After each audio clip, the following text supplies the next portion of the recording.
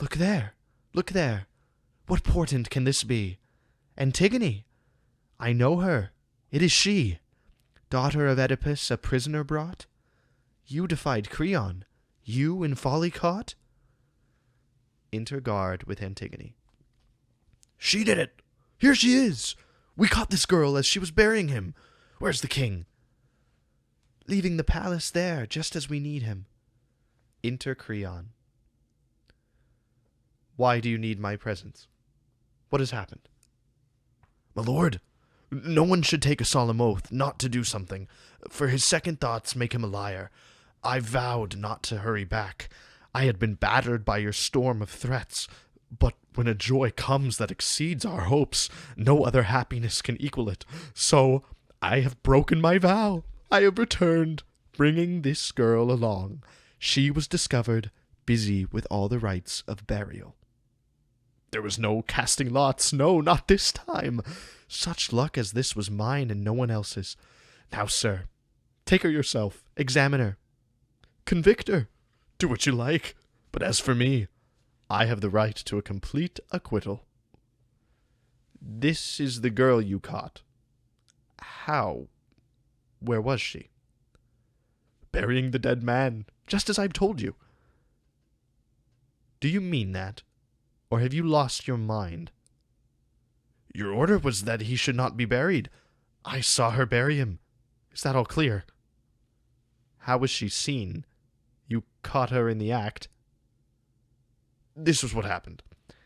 When we had gotten back, with your threats following us, we swept away the dust that covered him. We left him bare, a rotting corpse. And then we sat to windward, up on the hillside, to avoid the stench. All of us were alert, and kept awake, threatening each other. No one could get careless, so the time passed until the blazing sun stood at the zenith, and the heat was burning. Then suddenly the wind came in a blast, lifting a cloud of dust up from the earth, troubling the sky and choking the whole plain, stripping off all the foliage of the woods, filling the breath of heaven. We closed our eyes and bore the affliction that the gods had sent us. When it had finally stopped, we saw this girl.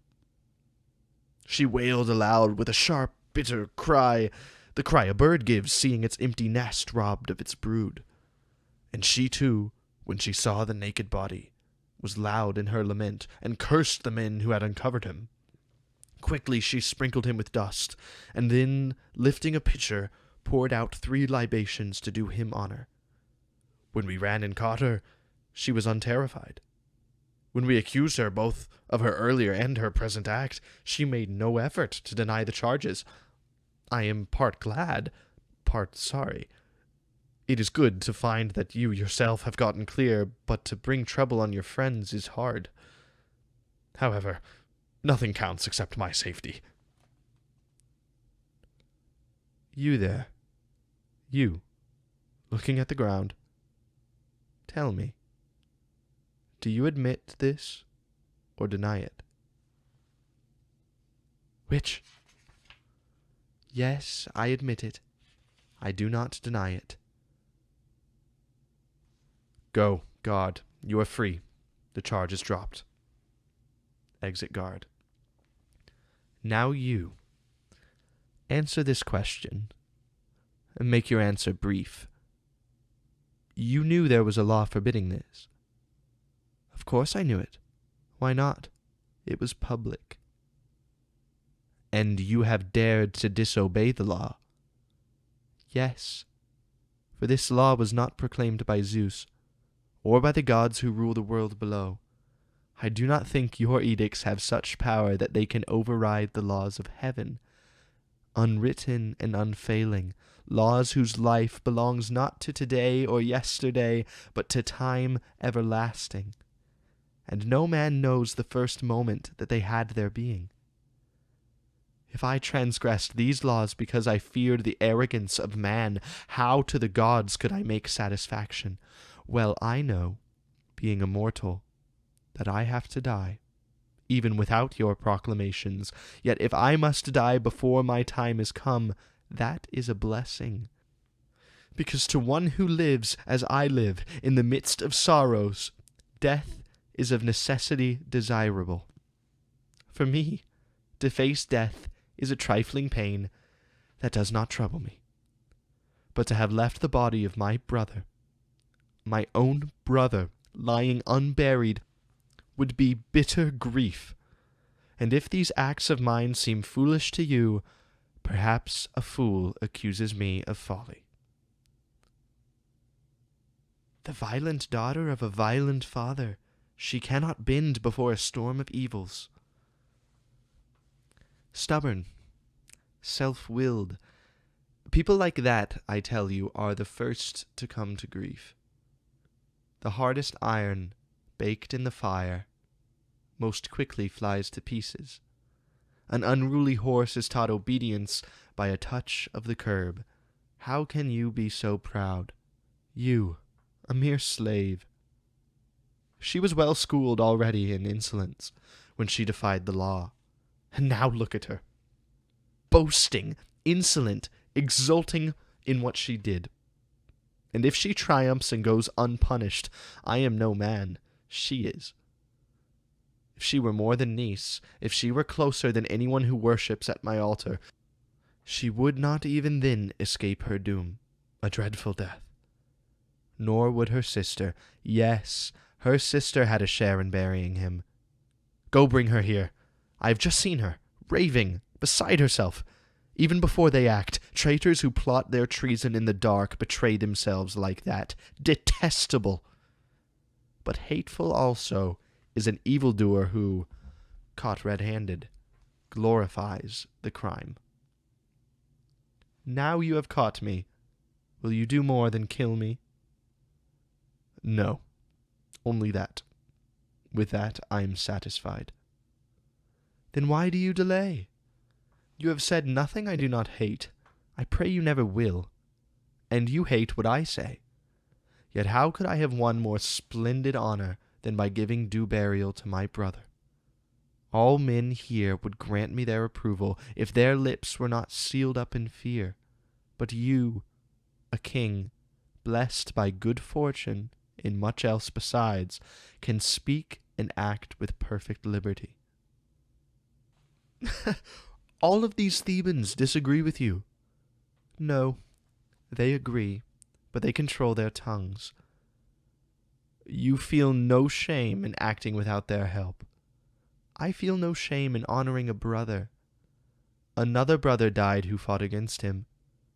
2 brothers, the 2 sons of the same parents. Honor to one is outrage to the other. Eteocles will not feel himself dishonored. What? When his rights are offered to a traitor? It was his brother, not his slave, who died. One who attacked the land that he defended. The gods still wish those rites to be performed. Are the just pleased with the unjust as their equals? That may be virtuous in the world below. No. Even there a foe is never a friend. I am not made for hatred, but for love. Then go down to the dead. If you must love, love them.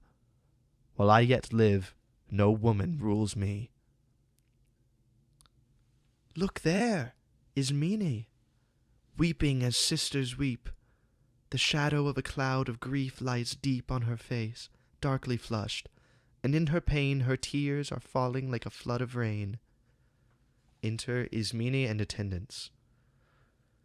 You viper, lying hidden in my house, sucking my blood in secret while I reared unknowingly 2 subverters of my throne, do you confess that you have taken part in this man's burial, or deny it? Speak. If she will recognize my right to say so, I shared the action, and I share the blame. No, that would not be just. I never let you take any part in what you disapproved of. In your calamity, I am not ashamed to stand beside you, beaten by this tempest. The dead are witnesses of what I did. To love in words alone is not enough. Do not reject me, sister. Let me die beside you, and do honor to the dead. No, you will neither share my death nor claim what I have done. My death will be sufficient. What happiness can I have when you are gone? Ask Creon that. He is the one you value. Do you gain anything by taunting me? Ah, no. By taunting you, I hurt myself. How can I help you? Tell me what I can do. Protect yourself. I do not grudge your safety. Antigone, shall I not share your fate?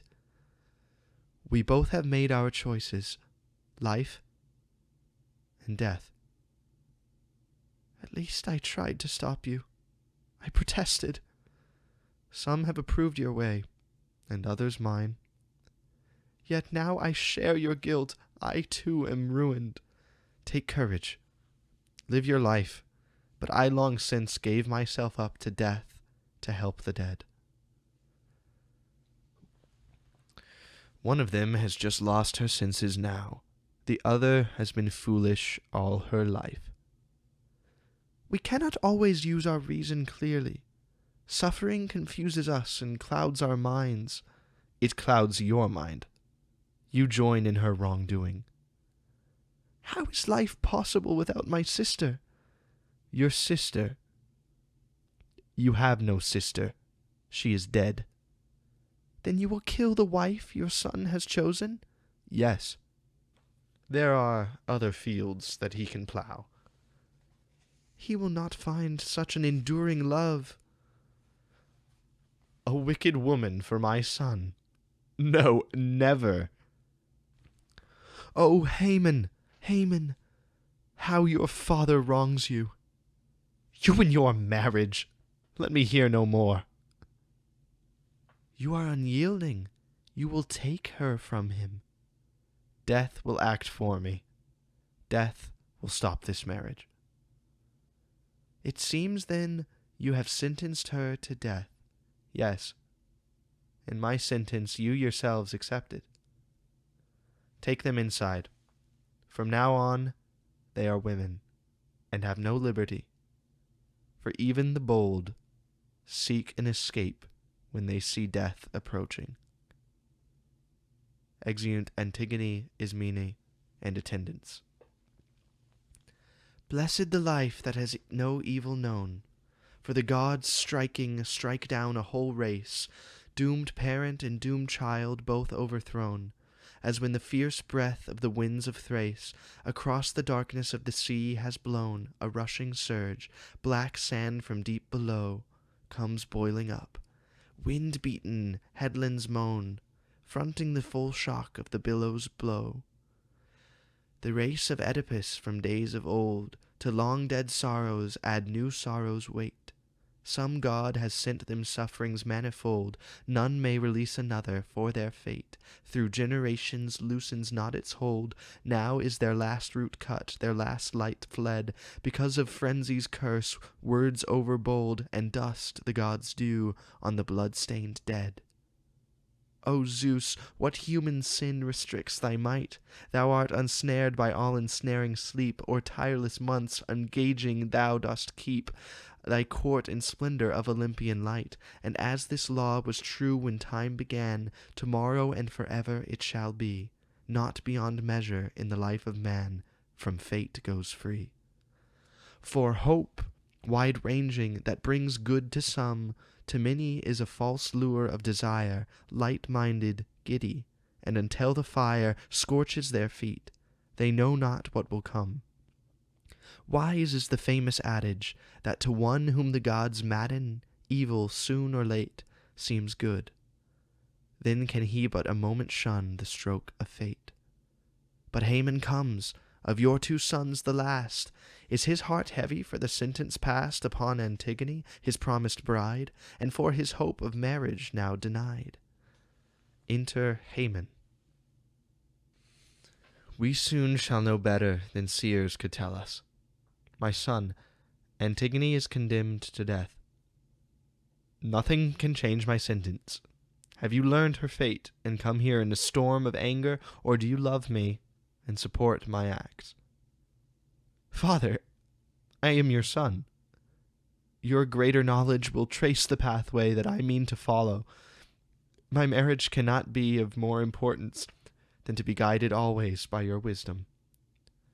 Yes, Haman, this should be the law you live by, in all things to obey your father's will.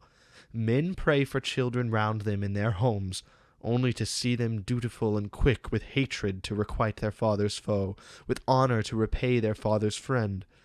But what is there to say of one whose children prove to be valueless? That he has fathered grief for himself and laughter for his foes.